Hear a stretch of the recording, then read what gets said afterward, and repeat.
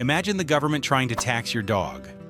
Right now, $5 a year just for the right to have your best friend. You'd be angry, right? Well, in 1858 in colonial Australia, they did exactly that. And what started as a grumble in the pubs of Maitland exploded into something nobody expected. A full-scale, violent rebellion that saw effigies burned, politicians hanged in effigy, and a mob marching on the mayor's house with a very specific threat: to kill his actual dogs. Welcome back, history lovers. We often hear about rebellions over tea, over stamps, over land and liberty. But today we're diving into what might be the most relatable rebellion in history: the dog tax war of 1858. I'm Lost Footnotes, and this is a story about more than just pets. It's a story about class, colonial control, and how a seemingly small law can expose the deepest fractures in a society. By the end of this, you'll understand how man's best friend became the spark for a working-class revolution down under.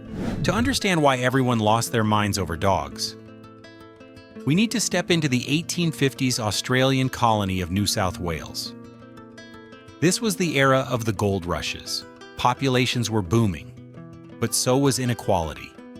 You had wealthy landowners, merchants, and officials, often called the squattocracy, and you had a huge working class: miners, small farmers, shearers, and laborers.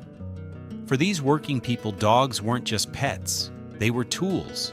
They were security. They guarded isolated huts from strangers and wildlife. They herded sheep and cattle. For many, a good dog was the difference between a viable farm and ruin. And simmering beneath it all was a deep resentment towards taxes. The colonial government was always looking for revenue, and the working class felt they bore the brunt of it. The stage was set. All it needed was a match. And in 1858, the mayor of Brisbane, then part of NSW, and a wealthy pastoralist named Robert Towns decided to light one. Robert Towns, the mayor of Brisbane and a man with vast pastoral holdings, proposed a solution to a dog problem. Stray dogs, he argued, were a menace. The solution? A universal dog tax. Every dog owner in the district would pay 5 shillings per dog per year, a significant sum for a laborer. But here's the kicker, and why people saw it as a class war. The law had a massive exemption. If you owned more than 100 sheep, your working dogs were tax-free. Who owned more than 100 sheep? The wealthy squatters like Robert Towns himself. So the tax fell almost exclusively on the small farmer, the shopkeeper, the laborer with his single guard dog. The newspaper, the Maitland Mercury, nailed the public feeling, calling it the most infernal tax ever imposed upon a free people. The reaction wasn't just anger, it was outrage. The town of Maitland in the Hunter Valley became the epicenter of resistance. And they didn't just write angry letters. First, they formed the Anti-Dog Tax League. They held massive public meetings with thousands of people. Then, they made it personal. An effigy of Robert Towns was paraded through the streets, hanged from a gallows, and set ablaze to roaring cheers. But it escalated further. A mob of hundreds marched on the house of a local dignitary who supported the tax. Their chant was chillingly specific: "We'll kill your dogs." This was a direct threat to the very property the law pretended to protect. The police were powerless. The local government was paralyzed. For weeks, the rule of law in Maitland was, quite literally, up for grabs. The rebellion had achieved something remarkable. It made the tax ungovernable. No official dared to collect it. So what happened? The tax was effectively abandoned. The rebellion worked. But this story isn't just a quirky historical footnote. 1. A proxy war. It was never just about dogs. It was a protest against unfair class-based taxation and a colonial government that seemed to serve the rich. 2. The power of collective action. This was a textbook case of successful grassroots civil disobedience. the working class found their voice and their power.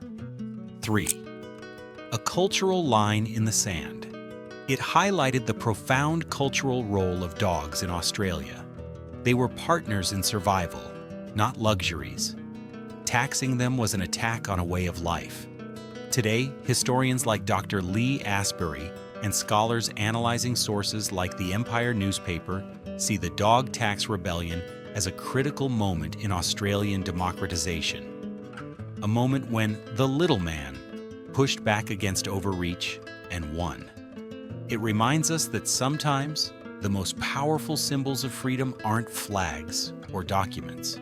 They're the loyal animals standing by our side. So let's recap this incredible story. Colonial NSW was a society divided by wealth, where dogs were essential workers for the poor.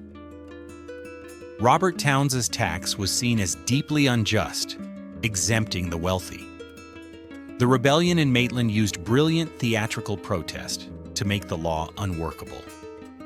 And its legacy is a lesson in how everyday life, even our pets, can become the battlefield for bigger ideas about fairness and freedom. It's a story that proves history isn't always made in palaces and parliaments.